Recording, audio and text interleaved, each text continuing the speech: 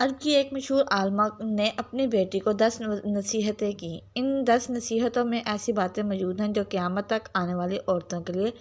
مشعل راہ ہیں۔ عالمہ نے اپنی بیٹی کو مخاطب کرتے ہوئے کہا کہ میری آنکھوں کی ٹھنڈک، شوہر کے گھر جا کر قناعت والی زندگی گزارنے کی کوشش کرنا۔ شوہر کے گھر جو دال روٹی ملے اس پر راضی رہنا۔ جو روکھی سوکھی شوہر کی خوشی کے ساتھ مل جائے وہ اس پر مرغ پلاؤ سے بہتر ہے جو تمہارے اصرار کرنے پر راضی ہو۔ دوسری بات، عالمہ نے یہ کہا کہ میری بیٹی اپنے شوہر کی ہر بات کو ہمیشہ توجہ سے سننا اور اس کی اہمیت دینا، اور ہر حال میں شوہر کی بات پر عمل کرنے کی کوشش کرنا۔ اس طرح تم ان کے دل میں جگہ بنا لو گی، کیونکہ اصل آدمی نہیں، آدمی کا کام پیار ہوتا ہے۔ تیسری بات بتاتے ہوئے انہوں نے کہا کہ اپنی زینت و جمال کا ایسا خیال رکھنا کہ جب وہ تجھے نگاہیں بھرنے دیکھے تو ایسے انتخاب پر خوش ہو، اور سادگی کے ساتھ جتنی بھی استطاعت ہو خوشبو کا اہتمام ضرور کرنا، اور یاد رکھنا کہ تیرے جسم و لباس کی کوئی بو یا کوئی بری حیت اس کے دل میں نفرت و کراہت نہ دلائے۔ چوتھی بات بتاتے ہوئے کہا کہ میری بیٹی اپنے شوہر کی نگاہ میں بھلی معلوم ہونے کے لیے اچھی آنکھوں کو سرمے اور کاجل سے حسن دینا، کیونکہ پرکشش آنکھیں پورے وجود کو دیکھنے والے کی نگاہوں میں جچا دیتی ہیں۔ غسل اور وضو کا اہتمام کرنا یہ سب سے اچھی خوشبو ہے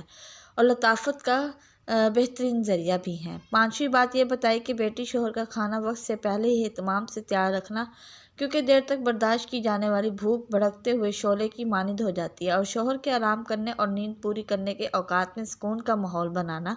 کیونکہ نیند ادھوری رہ جائے تو طبیعت میں غصہ اور چڑچڑاپن پیدا ہو جاتا ہے۔ چھٹی بات یہ کہی کہ بیٹی شوہر کے گھر اور ان کے مال کی نگرانی، یعنی ان کی اجازت کے بغیر کوئی گھر میں نہ آئے، اور ان کا مال لغویات، نمائش و فیشن میں برباد نہ کرنا، کیونکہ مال کی بہتر نگہداشت حسن انتظام سے ہوتی ہے، اور اہل و عیال کی بہتر حفاظت حسن سے تدبر سے ہوتی ہے۔ عالمہ نے ساتویں بات بیٹی کو بتاتے ہوئے کہا کہ شوہر کی رازدار رہنا، ان کی نافرمانی نہ کرنا، کیونکہ ان جیسے باروب شخص کی تازمانی جلتی پر تیل کا کام کرے گی، اور تم اگر اس کا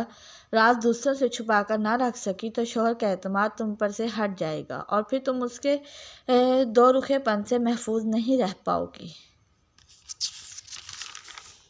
آٹھویں بات انہوں نے یہ کہی کہ میری بیٹی جب تمہارا شوہر کسی بات پر غمگین ہو تو اپنی کسی خوشی کا اظہار اس کے سامنے نہ کرنا، یعنی اپنے شوہر کے غم میں شریک رہنا۔ شوہر کی کسی خوشی کے وقت غم کے اثرات چہرے پر نہ لانا، نہ ہی شوہر سے ان کے ساتھ رویے کی شکایت کرنا۔ اپنے شوہر کی خوشی میں خوش رہنا، ورنہ تم ان کے قلب کے مقدر کرنے والی شمار ہو جاؤ گی۔ عالمہ نے نویں بات بتاتے ہوئے کہا کہ اگر بیٹی تم شوہر کی نگاہوں میں قابل احترام بننا چاہتی ہو تو اس کی عزت و احترام کا خوب خیال رکھنا، اور ان کی مرضی کے مطابق چلنا، تو تم شوہر کو بھی زندگی کے ہر لمحے میں اپنا بہترین رفیق پاؤ گی۔ 10ویں بات بتاتے ہوئے کہا کہ بیٹی میری اس نصیحت کو پلو سے باندھ لو اور اس پر گرہ لگا دو کہ جب تم ان کی خوشی اور مرضی کی خاطر کئی بار اپنا دل نہیں مارو گی، اور اپنے شوہر کی بات کا خیال رکھنے کے لیے تم اپنے پسند